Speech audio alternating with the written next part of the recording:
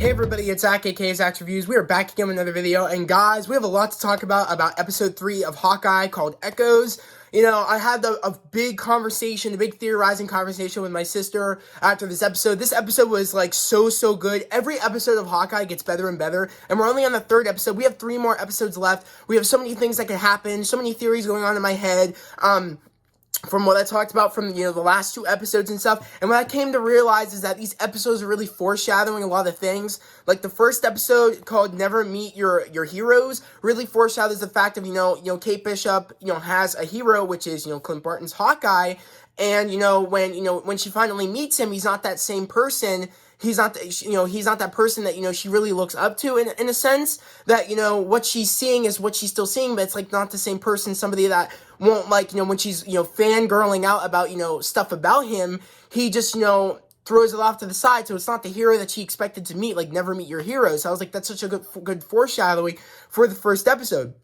The second episode was called Hide and Seek. They're hiding from the tracksuit Draculas, trying to figure out what to do about clearing, Kate's name. I was like, this is so clever. And then this one, Echoes, really, I love how this episode first starts off with, Echo as a child, and we really get to learn her experience of being deaf, and I really appreciate the fact of, her, seeing what struggle she had as a kid, and her father pretty much, the whole point of this episode was, for not even just Echo, but for Clint, but I love how this was more focused on Echo as a kid, about her being more whole, even though she has hearing loss, even though she's deaf. I really appreciated that, how the fact of, her father was, use this as, use this as, become whole with this, become one, you know what I mean, and use this to your advantage, you know what I mean, I really loved what, the father gave to her, you know what I mean, to really, use this, you know what I mean, make it, make it yours, you know what I mean, embrace the fact that this is who you are,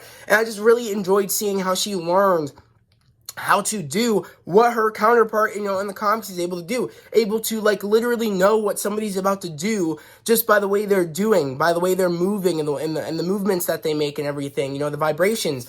Really, what really pinpoints to, again, Matt Murdock, how he does vibrations, able to, sense vibrations, but she's able to take it to a whole nother level of her not being able to hear, her being deaf. And I just really appreciate the fact of, she owns who she is, you know what I mean? We really see that through the beginning of this episode of, she was, in school, and, the teacher made it sound like she didn't know what she was doing, but she, had everything written down. She was paying attention, even the teacher thought she wasn't paying attention. And she feels like, she is, different and all that stuff in a sense. And, her father's like, become whole, do this, you know what I mean? And really, inspiring her to, really just, become one with, her being deaf. And I just loved that. I was like, this is so cool. I love this. And us seeing when, she takes, karate lessons, that one sequence, and, she's getting ready to fight, but she's looking at the opponent and able to see what the opponent does just by the vibrations and the movements of what moves he's going to be making. I was like, this is so cool. And when she goes up about to go and the father's there, we end up seeing, before she gets on the mat to fight this kid, we see somebody in a black suit coming in and just saying huh or whatever, and they grabbing her by the chin, you know what I mean, just going up to her and patting her on the chin like, you got this. And here I am thinking that was Wilson Fisk. Right away I was like, I know that's Wilson Fisk. We've seen Wilson Fisk wear black suits. He doesn't have to wear his iconic white, but we've seen him wear black suits in the Daredevil Netflix series. I'm like, that is Wilson Fisk. I could tell by Vincent D'Onofrio's voice that was Wilson Fisk. I'm like, that's Wilson Fisk. That's Vincent D'Onofrio. I was flipping out. My sister's like, that's not him. I'm like, he's not wearing his iconic white suit. I'm like, Bethany. I'm like, it doesn't matter, whatever. We've seen in the Daredevil show, he's wore black suits before. Doesn't matter. I'm like, that's Wilson Fisk. You can hear by his voice and hear how, he stepped in. He sounded a little bit, heavier. I'm like, that's Wilson Fisk. I'm like, that's him. I was flipping out. I could be wrong, but I'm like, I could tell by the voice it sounded just like Vincent D'Onofrio. He didn't say much. He just went huh, or whatever. And I was like, oh my God. I was like, let's freaking go. And I'm like, that's just enough to tell us that he is actually in this series. And we probably won't see him until, I want to say, maybe the last episode, maybe at the end, episode, I think it's episode 6. We probably won't see him until episode 6. at the, like, in the last the last part of episode 6, or we might see him, like, like, you know what I mean, end credit into episode 6, but part of me feels like they're going to leave that room for Yelena to come in.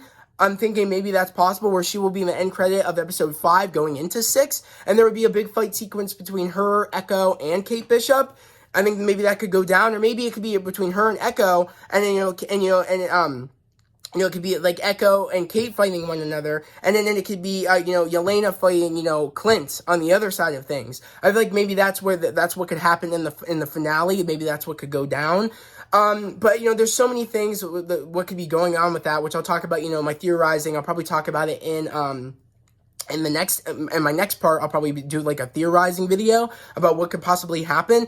But I really do appreciate the fact of, like, we get more of Echo as she's a child. And I love how when, we go from that point where she beats that kid, because she knows what, by the vibrations, because we really pinpointed on that in the last episode, when she, before, one of the tracksuits come in, she's, holding this, the speaker, and she's listening to the vibrations, and they really hone in on that. That's what she's able to do, her knowing vibrations and feeling them, she's able to pinpoint people's movements and what they're going to do.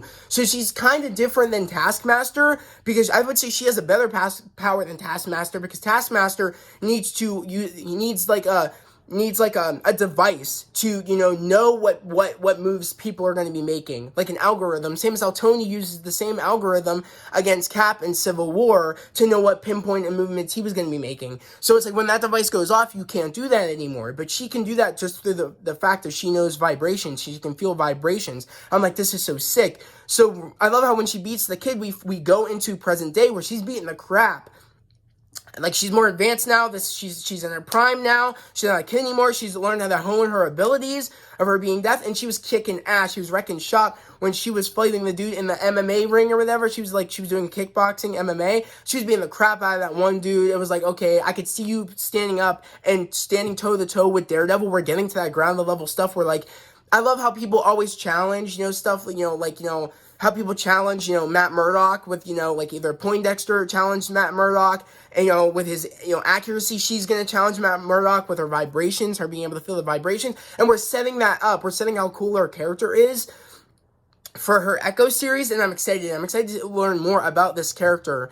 As we're learning more about her in this, we're going to learn a lot more of her in her series. We'll have a focal point on her. But I love what we're getting with Echo in this series. But also, I really do love and appreciate the fact of we see when, that Ronan ends up actually killing her father. And what's crazy is that the connection that her father had, being in charge of the Tracksuit Draculas, or the Tracksuit Mafia, is, hence the connection of that, Wilson Fisk owns that, that organization, the Tracksuit Mafia, and has that dude in charge, Echo's father, and that would make sense why, he would take her in after the father dies at the hand of Ronan, when we end up seeing a moment where, like, Ronan goes in wrecking shop, hence her, hence why she wanted the tracksuits to go out and find Ronan and bring Ronan back to her, but they're bringing back Kate, and she thinks it's Ronan, but it's not Ronan because, Kate was wearing the Ronan costume. So, and I just really love how that's what we missed from whatever, that's what they're explaining, is that, Ronan killed her father, and, Kingpin took her in as her adopted father, hence that they're going with that in the comics about, Wilson Fisk ends up taking in Echo after her father dies, but it's cool how they made it where her father worked with Fisk, ends up dying at the hand of Ronan, and she ends up, taking over the Draculas, ends up taking over the organization, being in charge, and then here comes that Ronan out of nowhere, and she's so blinded by hate and, hatred for Ronan, and, she wants revenge, and that's why she kind of gets off the path that she's not supposed to be on, trying to take down Ronan, but, she's just doing it on the hands of herself. She's in charge, even though Fisk is in charge of her. She went off the path that Fisk sent her on and is going after Ronan for revenge for her father. But I have a whole theorizing video of, how this could turn back on Fisk if stuff goes down. I'll talk about that in the theory video. But I love how, like, she's like, oh, I have Ronan right here. It's you. Why, like, she's trying to get answers. I love that. But I love how, like, when we start off the episode, we see Kate and we see Hawkeye. We see Clint Clint's on his horsey, but they put quarters in, so it's bouncing up and down. And then we see, of course, Kate in her rocket ship, and it's like, it's taking off and stuff like that. It's like they put quarters in for entertainment when Echo hasn't, when she hasn't come out yet. And I really did love how, like, that was their entertainment, and they're like, we're bored. And one of the Draculas was talking to his girlfriend, and she bought, and he bought Imagine Dragon tickets for his girlfriend for Christmas. And I love how, like, he's angry, and Kate's like, oh, what's wrong? And then, he ends up communicating with her, saying, I bought her, I bought my girlfriend, we're fighting right now, but I bought my girlfriend Imagine Dragon tickets, and, I wanted to go with her, but she's taking her sister. And he's like, oh, I can see all you're angry about that, and, maybe that's why you guys are in a fight, but just explain to her that's why you were angry. He's like, oh, let me get the pen. I thought that was funny that, she is communicating. She's like, oh, it's all about communication. It's all about, listening to people. You need to understand that if we want to get out of this situation. And I love how confident Kate is. Haley does such an amazing job playing this character. It's so awesome. I love it so much. She just does a phenomenal job. Her being quirky, her being, confident, her being, just, her being an awesome, hero, like, really, like, saying, oh, yeah, that's how you do things to get out of things. I just love how, like, she's just so confident, and to be like, that's how we get out of this. But even though that, that's not how initially somebody would get out of it, they would escape. And, I love how Clint shows that to her eventually. But then she's like, oh, the one dude's like, let me get the pen. And then that's when, she, like, one of the other tracksuits doesn't like how, like, she's talking to everybody and says, I could rip your throat out. And why don't we do that? And then I love how that's when Echo comes out. She has the flashbacks, of course, with her father being taken out by Ronan. And she's just over consumed with anger and wants to just choke out Kate. You know what I mean? Thinking it's Ronan. But, I love how, Clint was trying to explain that she just put on the suit. She didn't know what it meant. She's not Ronan. And they're like, and she's like, I love how, Echo's like, signing to, Clint and everybody, like, then where is Ronan or whatever? Then, how do you know Ronan's not back? And they're like, and then Clint's like, Black Widow killed Ronan. And she's like, how convenient, Black Widow's gone and Ronan's gone. And then she's like, how would you know that, Black Widow killed Ronan? And he's like, I was there. And she's like, she's not buying it. She's like, you're lying. I'm not buying it. And she just gets upset and just gets angry with what's going on. And then, it really scares Kate when, Echo ends up choking her out. It scares her. And she's like, we're going to get out of this. Just chill. Everything will be fine. And I love how, even, when that's happening, she's like, I didn't know what it meant. And then that's when she gets off. One of the tracksuit says, what are you doing? This wasn't the plan. We weren't even supposed to do this and all that stuff. And, again, Kate is scared, and then they end up getting out of it. Clint ends up freaking, scraping the tape against the horse, escapes, and does this cool, Hawkeye shit. It reminded me very much of Daredevil, how, like, Daredevil, like, would hide behind things. It's very ground level. It's just, the way the camera shots were. And they're in this, like, toy store warehouse. And he's, like, hiding behind the shelves, maneuvering around. It reminded me so much of Daredevil Season 3 when, like, Daredevil ended up fighting the police in the parking garage after talking to one of Fisk's lawyers. And, he's hiding behind the pillars, taking them out all one by one. We didn't really see him taking them out one by one, but we saw him hiding behind the pillars trying to figure out ways to, like, get his bow and get out of there and get Kate out of there. So I love how when he throws the stuffed animals, he ends up jumping on, like, the shelves, ends up knocking the shelves on the Draculas. On the Tracksuit Mafia, and I love how, like, he ends up going into this, like, he ends up taking the trampoline into, like, the glass, upper office, gets his bow, and I like how we get a fight between Echo and him. That was such a cool fight sequence, how we see through the shadows of Echo, like, really kicking Clint's butt in a way. Like, I really love how we established that Echo is a skilled fighter from her being able to tell vibrations and feeling the vibrations. So I love how she was able to really, really stand her own against, Clint. But even then, Clint got, the best of her at the end of the day because, he got the bow. And as we all know, when, Clint gets his bow, he's skilled with the bow. So he ended up, like, using 2 arrows to pin her against the wall, ended up getting out of there. Ended up, I love how, like, but when Kate gets free, because, I love how Clint does this flip off after he gets, Echo pinned up against the wall. He does this flip off the balcony. and ends up shooting an arrow through the one Dracula that like was like telling Echo to get off of Kate.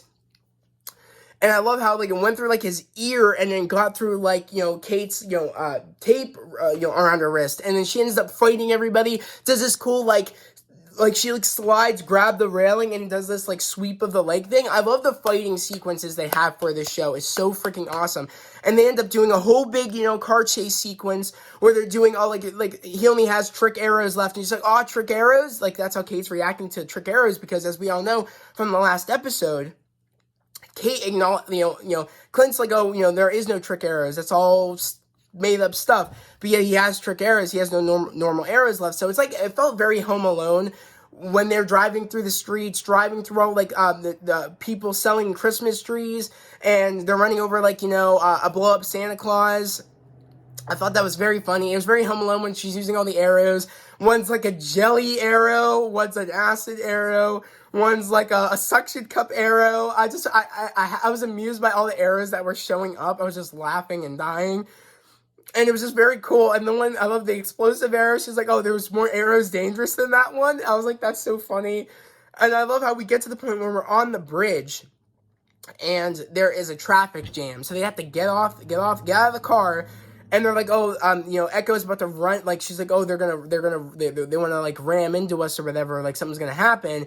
And the other dude that had the jelly on his car, the one, Dracula that, is like trying to get Echo back on focus of what the real plan is, ends up trying to ram them when, Echo's car is like slammed into like the barrier after using the one arrow that I guess, I forget like what it did exactly. Like, I guess like it just like screwed up their car and made their car slam into like the barrier, and the other car's about to like run into them. And I love how like Clint's like, shoot that one up in the air, and I'm gonna shoot this pin one right at the car, this pin arrow right at the car. And here I'm not thinking right away at the time, pin arrow. What could that be? I'm like, oh my god! Right when it blew up, I'm like, oh my god, it's a pin particle arrow. I'm like, how the hell did Clint get the pin particle arrow?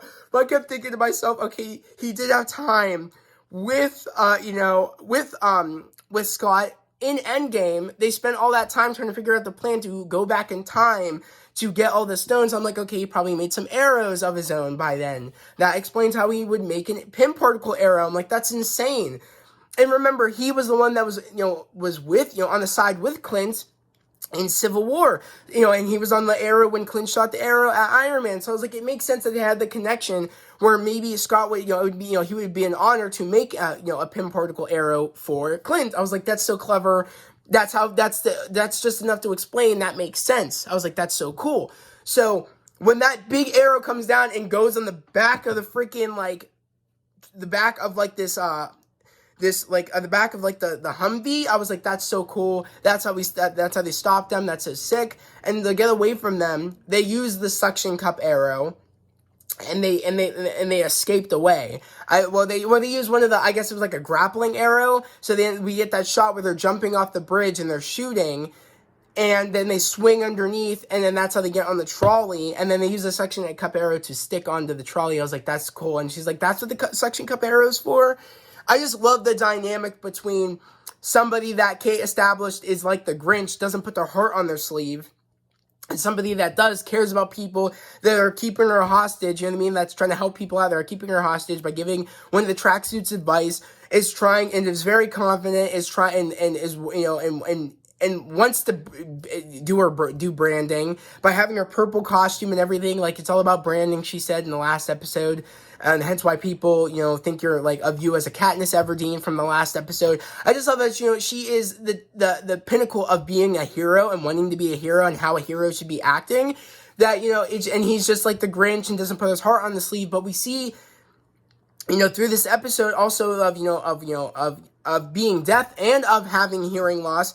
And that moment, in there when she's like, talking to Clint, and she's like, are you, like, she sees his hearing aid, Echo, earlier before all the craziness happens of them escaping and all that, she even said to Clint, like, oh, like, are you deaf? And he's like, no, I have hearing loss. And she's like, you would be better off if you didn't have, the hearing aid in. You would be shocked of, of what you can do without your hearing aid. And it's just cool because he was wrecking house without the hearing aid. He didn't need to hear to do all the cool things. So it should be interesting to see like what he'll learn. I think by the end of the series, he won't need the hearing aid. He'll be doing stuff without it. I think that's probably what's going to be happening, what we're going to be seeing, because we've seen Echo do some pretty cool crap without without doing anything. So I just, you know what I mean? She's like, you're using that, from what her father taught her is that you don't need stuff like this. You can be one, you could do a whole bunch of cool things. You can use and hone you having, you being death. You can make it your weapon. You can make it your power. And it's like, that's what she's trying to tell Clint. You'd be surprised of what you could do without that. It's holding you back, if anything. And we're going to see that because he has to get the hearing aid fixed because she steps on it when she's about to be fighting Clint in the warehouse battle or fight sequence. So I really do love and appreciate the fact that after he gets out of there, he's, they're on the trolley sitting there. And I just love how after a big fight sequence or after anybody, heroes are just sitting in their normal clothes with their whatever they use and just sitting there and chilling. It's very funny to me is when, it's like a comedic thing. I love that. It's after a big fight, they're sitting on on a train or a trolley or whatever. I just find it just very, very funny when, heroes do that or whatever. It's cool. It's funny. So they're just sitting there after the fight. And they're like, and I love how Kate's like, oh, we should go home and wash the dog. The dog's been in all day. We should, we do something like that. And then Clint's saying the same thing because he can't hear her. And and she's like, I'm a really good archer. And she's like, yeah. He's like, oh yeah, you're a really good archer. You know what I mean? You are the world's greatest archer. It's like he's making jokes. You know what I mean? Saying what she's saying, but he's not hearing it. I just thought that was very funny, and I'm just really enjoying everything what's going on in this series. It's so fun. And they're getting the hearing aid fixed, but they have to pay cash up front. And, I love how he's explaining to her, to Kate, there's people we shouldn't be messing with. And I don't think, Echo is in charge. I think there's somebody above Echo that's you don't want to mess with. Meaning that even when Kate, even when, Echo's father was in charge, there's always someone above Echo's father, which is Kingpin. Hence why when we saw Kingpin back in the 2007, that was when Kingpin was still in charge and was gaining his crime boss status of owning, being in charge of the tracksuits, but putting somebody else in charge to take the fall. That's because he's always the kingpin of these other crime or syndicate organizations, and that just happens to be one of the tracksuits, mafia. So there's other things he's in charge of. He is the kingpin. So I love how that was when he was starting to gain his the kingpin status of his crime status of him being on top and having all these other people in front of him. And I really loved how that's what they're trying to show us even from the 2007. He's working his way up. He has other people in front of him that take the fall as something goes wrong. And, when somebody dies, he always puts somebody else in charge. Hence how he puts Echo in charge. As probably also I took you in, I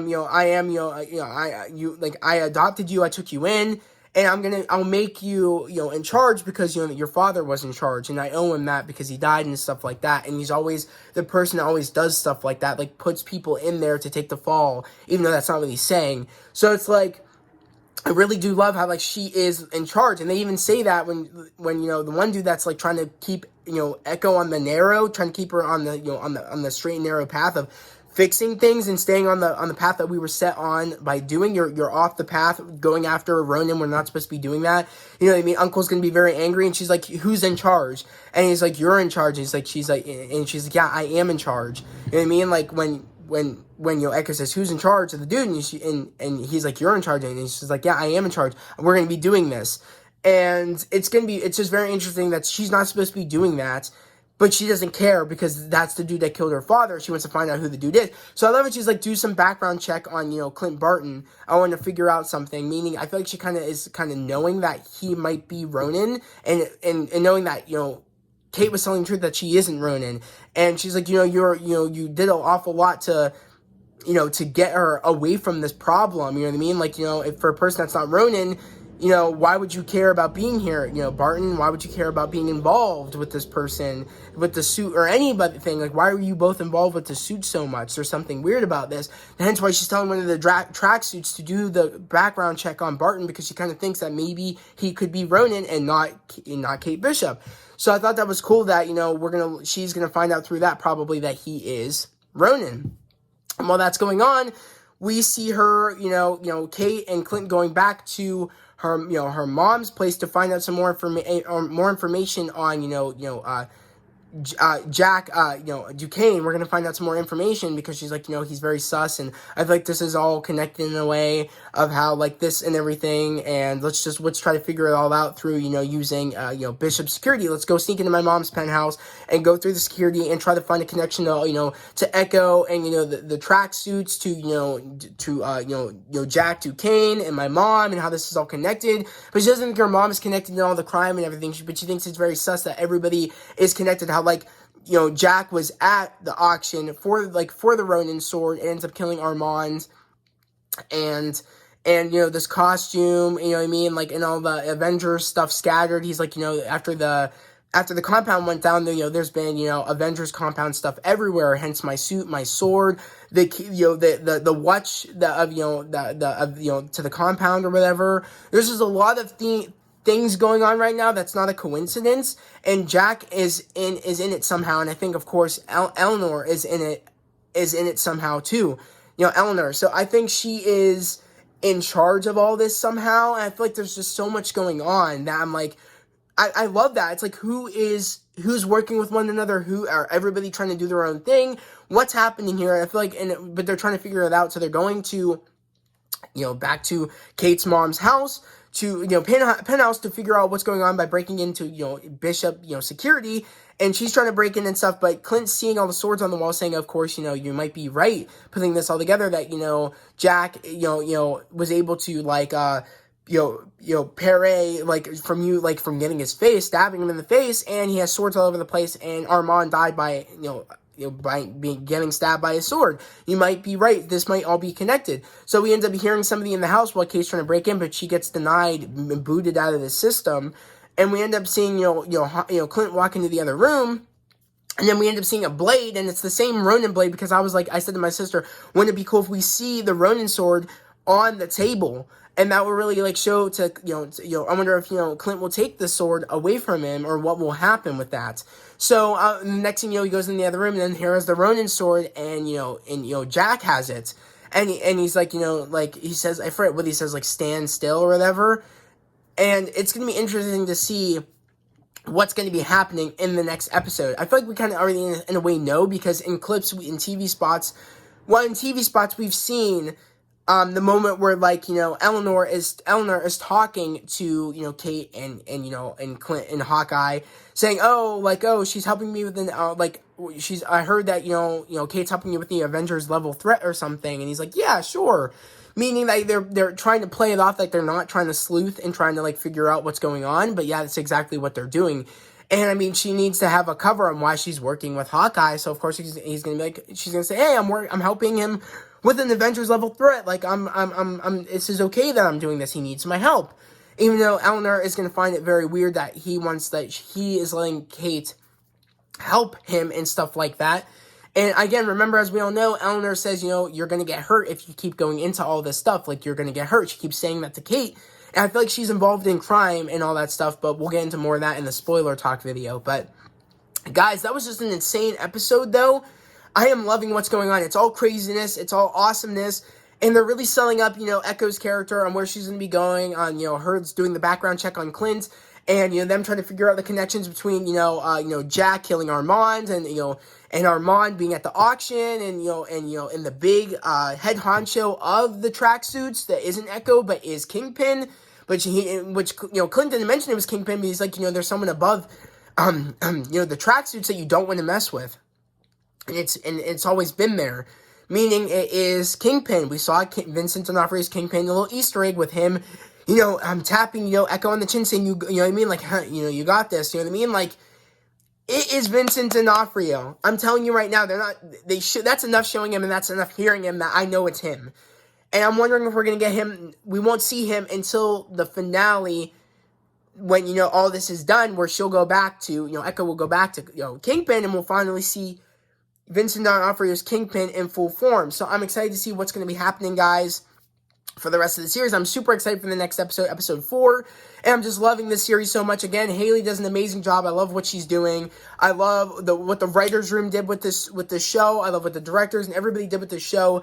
They were just killing it with the show, and I just cannot wait to see what's going to be happening. And we still have yet to see Yelena, and I think she's going to come in probably in episode 5. I think that's when we're going to be getting her, like, at the end credit to go into episode 6. So as like that, you know what I mean? So I think there's so much we're building up to, and I feel like we barely, in a sense, know what's going on. But I love hearing everybody's theories and speculations on what's going to happen. I want to know down in the comments below. Again, what do you guys think? I want to know your theories, your speculations. I want to know what you guys thought about episode 3 of Hawkeye. And yeah, if you're new to the channel, subscribe to the channel, put on those notifications, like this video. I'd love to have you guys here, a part of this family here on this channel. We're all about spreading love, positivity, and motivation. We're on the way to hitting 500 subscribers. We're almost there, guys. So again, if you're new to the channel, subscribe to the channel, put on those notifications, and like this video. I'd really, really appreciate it. And again, I want to know down in the comments below what you guys thought about episode 3 of Hawkeye, and what your theories and speculations going forward in this series, or even beyond this series, going into the Echo series and a whole bunch of other things. I really want to know, guys. Let's talk in the comments below. But guys, that was a video. I hope everybody has a great day, a safe day. I'll see you guys next time. Peace.